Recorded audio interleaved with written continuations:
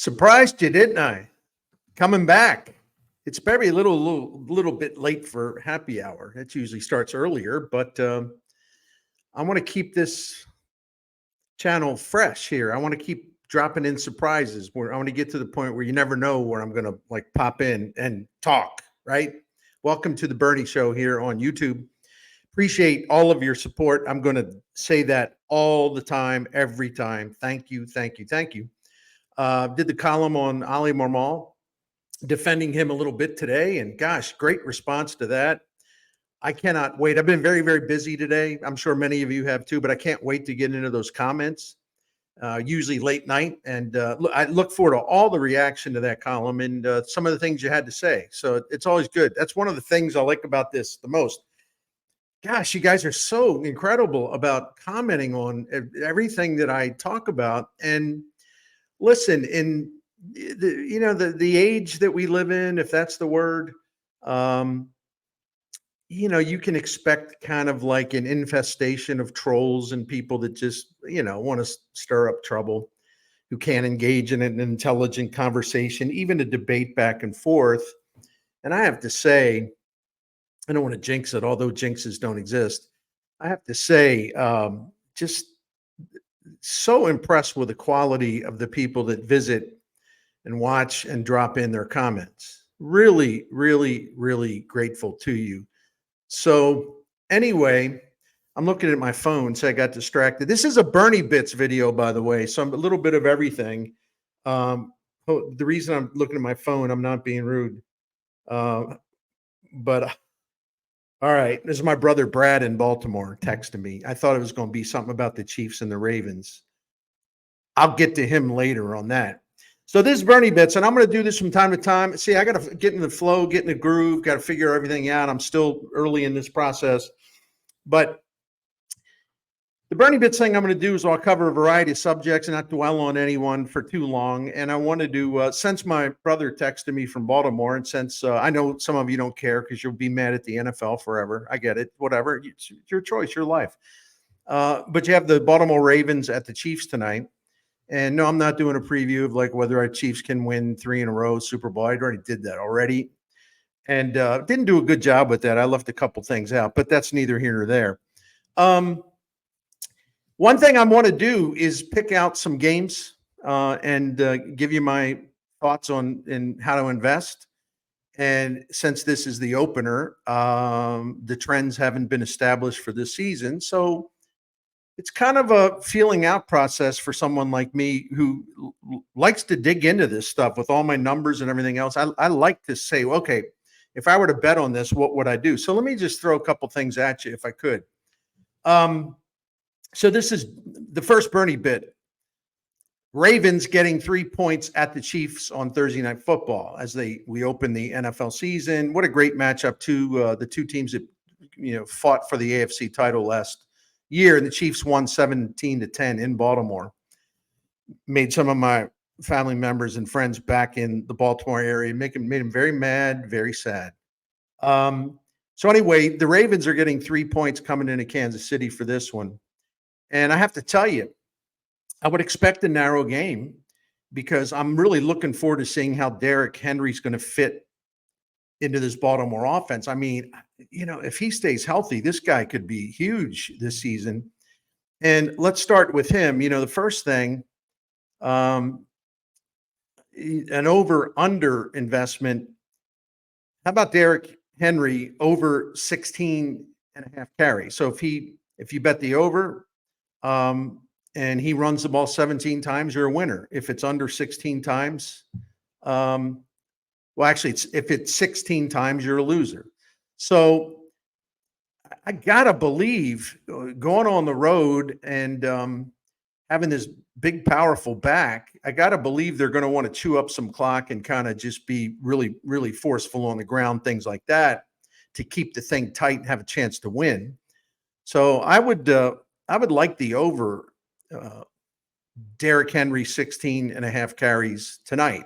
These were the odds earlier in the day. If they changed, I can't help it. I mean, you have to go look to see if anything has been updated. Now, The other thing, because I do expect a tight game, it could be wrong again. Week 1, man, you got to wait for things to settle in. I'm more comfortable as the season goes on. I did pretty well with my picks last year, college football and when I was at KFNS. Not to brag, it means that I'll do bad this year, but I developed pretty good feel, pretty good rhythm for this. All right. The Ravens are getting 3 points, and I would be strongly inclined to invest. Let's just say I am investing. I would take the Ravens plus the points.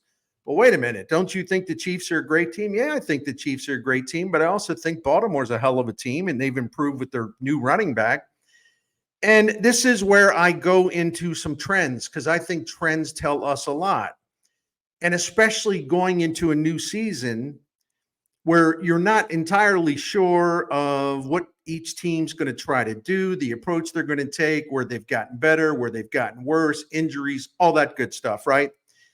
The reason why I would recommend the Ravens +3 is because Lamar Jackson, their quarterback, is 12-1-1 against the spread when he is an underdog. And the other thing, 10-4 straight up in those games. And we're talking about, going back a ways, because the Ravens haven't been an underdog all that many times each season. And then you look at the coach, John Harbaugh. He's 25-15 against the spread as an underdog, and as an underdog of getting 3 points or more. So in other words, these two things that I say, they fit the trends. They fit the established trends with this quarterback and with this coach and with this team. And can't you see this thing being, decided by a field goal? Somebody kicking something at the end, they win by 1 or 2. So it could play out that way. One other thing, and this one, listen closely, because some of these things get a little convoluted, but here's another reason why I would back the Ravens and the points. In week 1 of the NFL schedule, and this one comes from the great Steve Mackin at Veasan. Week 1, NFL, home teams that are anywhere on the line, home teams, week 1, anywhere on the line as either getting 3 points or laying 3 points. In other words, you're right there with the thing, +3 or -3, and the Chiefs fit those parameters. 3-16-1 against the spread since 2015. That number really jumped out at me because, again, we have the Chiefs right in that range, +3 or -3 at home week 1. The home teams have not done very well, at least not against the spread. All right. So, that's all I'm going to do there. And in case you're wondering, you didn't ask, the Chiefs and the Ravens, this calls for a special game day or game night menu. So, of course, we got to go with some Baltimore crab cakes, Chesapeake Bay style. I don't want any of these crab cakes with like all this filler and all this junk in it. Crab meat is a very precious thing. It is one of the most lovely things that you can have for a meal. You don't want to mess it up. You let the crab meat carry the meal. You don't put all this filler and all this garbage in there. Right? I don't want green pepper in my crab cakes. I don't want red pepper. I don't want onions. All right? I'm a purist. I'm a snob when it comes to crab cakes. And believe me, that's my ruling. I know how I make them, and I'm very, very fussy about it. Give me the crab meat, little bit of filler, and then I'm good to go. All right? Why am I talking like Nick Saban? I have no idea. Anyway, that's number 1. But on the other side, we'll have some barbecue. And I'm ain't going to say Kansas City barbecue. Got plenty of great barbecue places. In fact, some in my neighborhood. So we'll do that. Looking forward to it. And I think our cats will be muling, going nuts, caterwauling even over once they get a little whiff of that crab meat, right? Well, so would I if I were them. All right, that's the first Bernie bit. The second Bernie bit, well, that was the second Bernie bit, the meal for tonight. Again, I don't do a script here, man. A lot of this is freelance. It's kind of a stream of consciousness. So you either like it or you don't. You never know where I'm going to go, and I will take detours. All right, the third thing, a quick follow-up to my earlier video of the day about Ali Marmol. Now, no, I'm not saying he's a great manager. I'm not saying he's White Herzog, Tony La Russa, whatever. Not saying that. I'm just saying, like, given what he's had to work with and the roster that was flawed, and it obviously had some problems going in, and the expectation or the question of whether the older starters would hold up over the long course of the season. The answer is they haven't. Ali Marmol didn't put that roster together. It's not his fault. He's stuck with Miles Michaelis, or they brought in older pitchers who were definitely a candidate to kind of wear down as the season went on, and that's exactly what's happened. We can talk about the bench in a minute. I'm going to get to something good on that. But with Marmol, he's not the reason why the Cardinals are 2 games over 500. If you were expecting more, but were we really expecting more? That's another thing I would add. I don't think I added that this morning when I did this, and I don't want to drone on about this, so I apologize. But they're 71 and 69 right now with 22 games left. I mean, what did we think their record would be? I mean, I seem to remember a lot of people that I like, and just saying, well, they're about an 82 win team or something like. I thought they might get to 84, something like that. But my point is, at 71 and 69, isn't that kind of who we thought they would be in the ballpark? So if we're going to get mad at the manager because they're 2 games over 500, well, why? With all the problems they have, I really don't understand the logic there. Furthermore, I want to throw this one at you because I forgot to mention this today. If you go by run differential, right? And the Cardinals have the 10th worst run differential in the majors this year. You know what their record should be based on the traditional model for run differential? Their record right now going into, well, they don't play tonight, but you know what I'm saying? Their record right now should be 64 and 76. They should be 12 games under.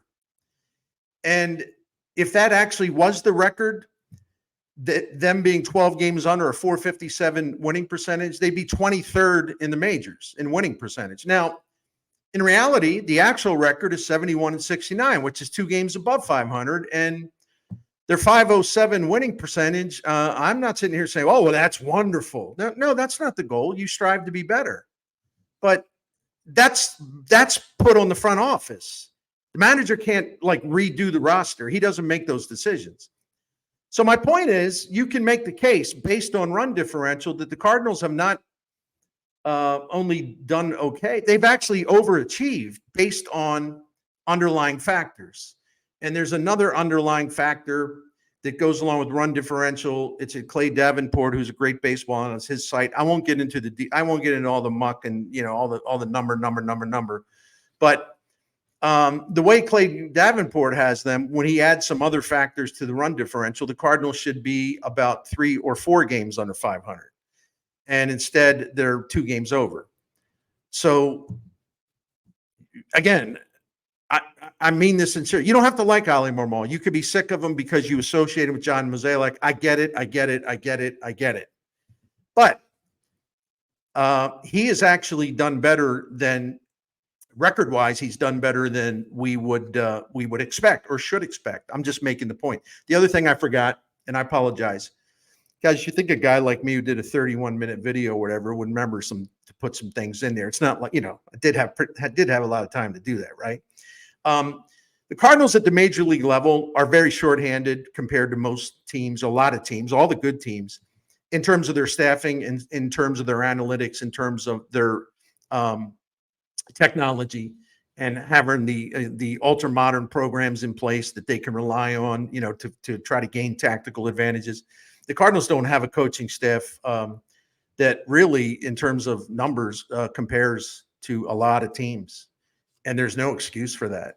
And it does put them at a disadvantage because when you don't have the resources that opponents do, it doesn't mean you can't beat them. It does mean that you're at a disadvantage going in over a long course of time.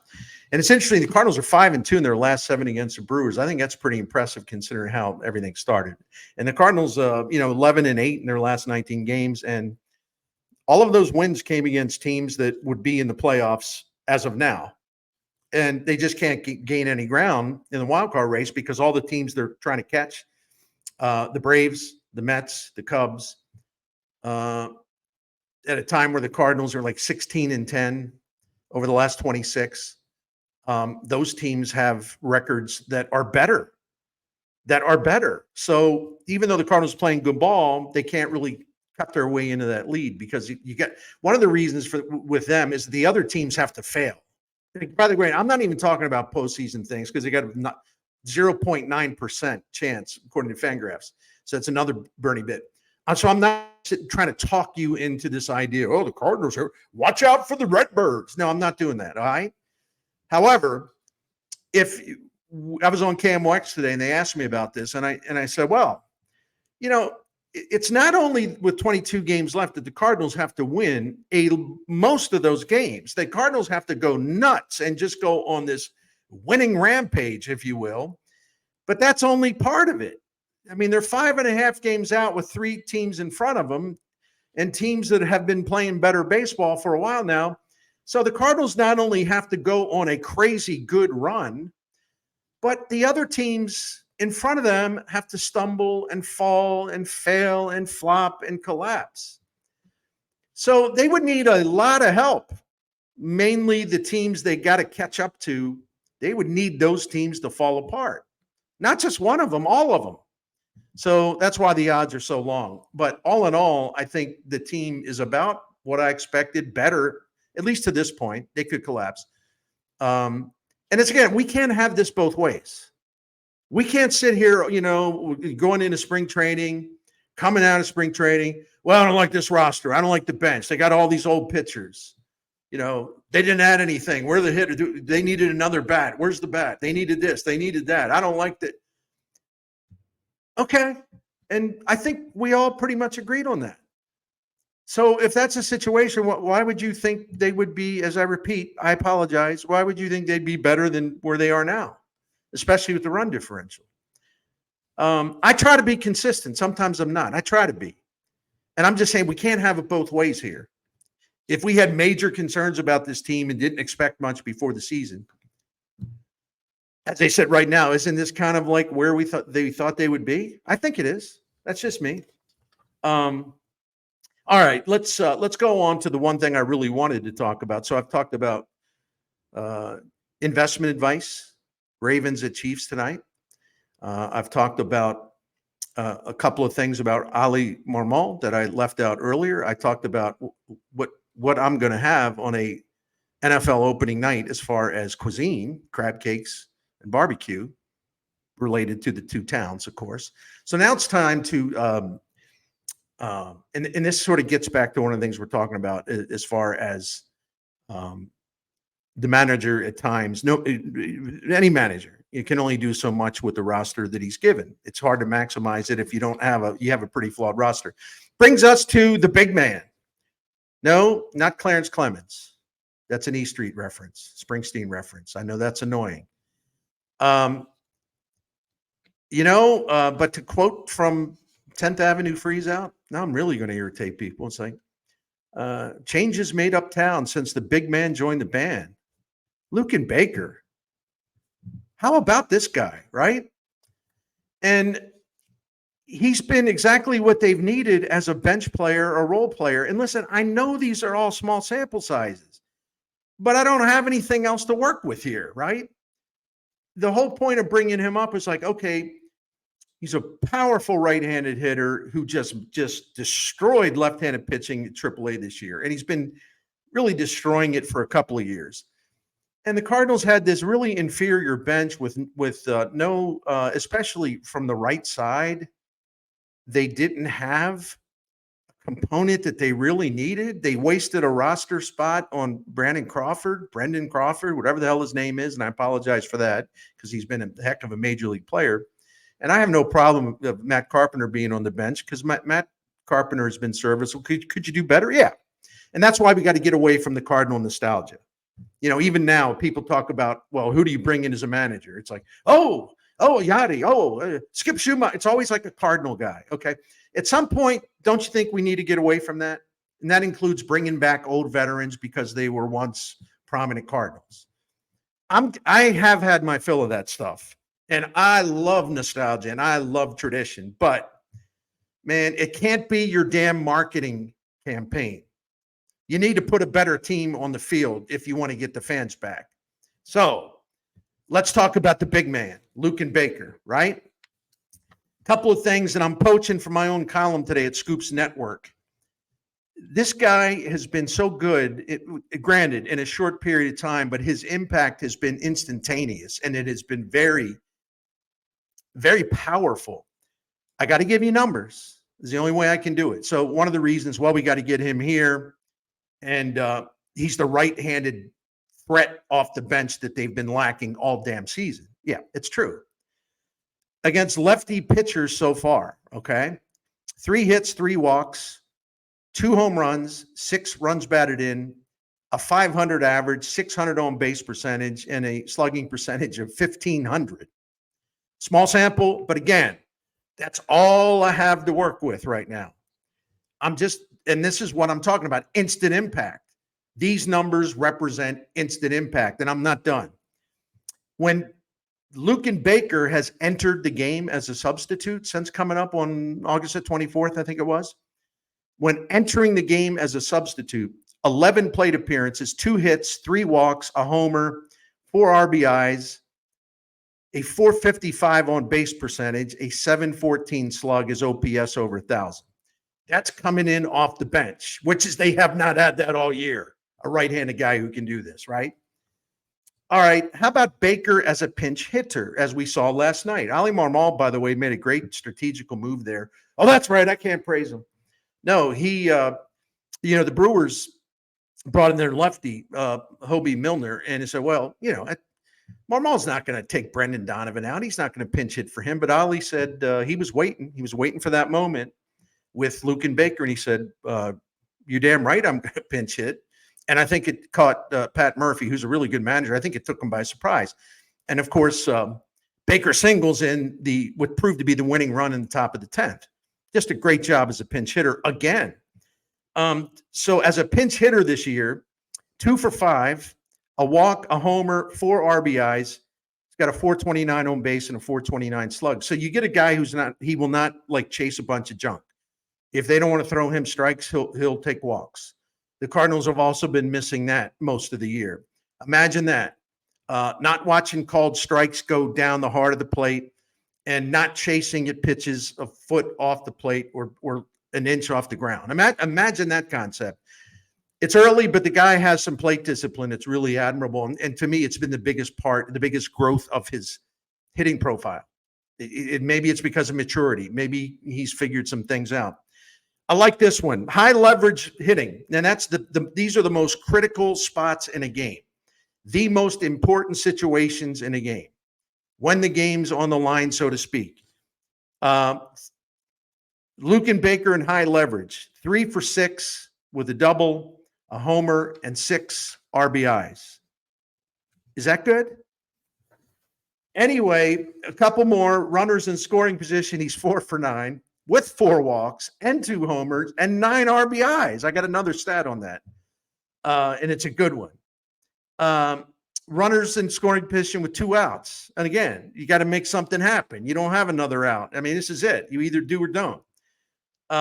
2 for 6 with 3 walks, a homer, and 3 RBIs.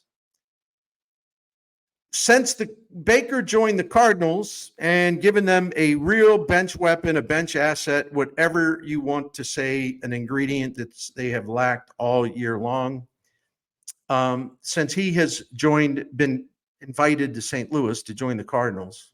More on that in a moment.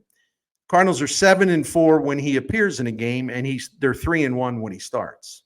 And his offensive impact is pretty obvious. Hope he continues with it because I'm rooting for the guy. He really deserves a chance.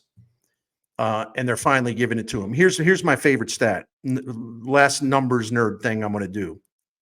All right, this season we're talking about bench guys. Matt Carpenter, Brennan Crawford, Jose Fermin. They've had 72 plate appearances combined. 72 plate appearances combined. And 12 RBIs combined. 72 plate appearances combined. They've produced 12 RBIs in those runners in scoring position situations. 72 plate appearances. Big man, the big man, Lucan Baker. He's got 9 RBIs with runners in scoring position in only 15 plate appearances. The other guys had 12 combined in 72 plate appearances. The big man's got 9 of them in 15. Where's he been all year? And I got to give major props to the fans. Many of you are in that audience that I'm talking about, because you kept saying, I don't understand this. The guy's down there just killing everything. He's just assaulting left-handed pitchers. The Cardinals don't have a right-handed bench on the bat. What are they waiting for? Why don't they get this guy up here? Well, they did, but it was August the 24th. And look what he has done since been given the opportunity. This is a guy you root for because he's figured some stuff out. And I think going forward, listen, if he ain't on this team next year, fire everybody. All right? I'm going to scream and holler a little bit. If he's not on this roster next season, I'm not saying he's got to be a starter.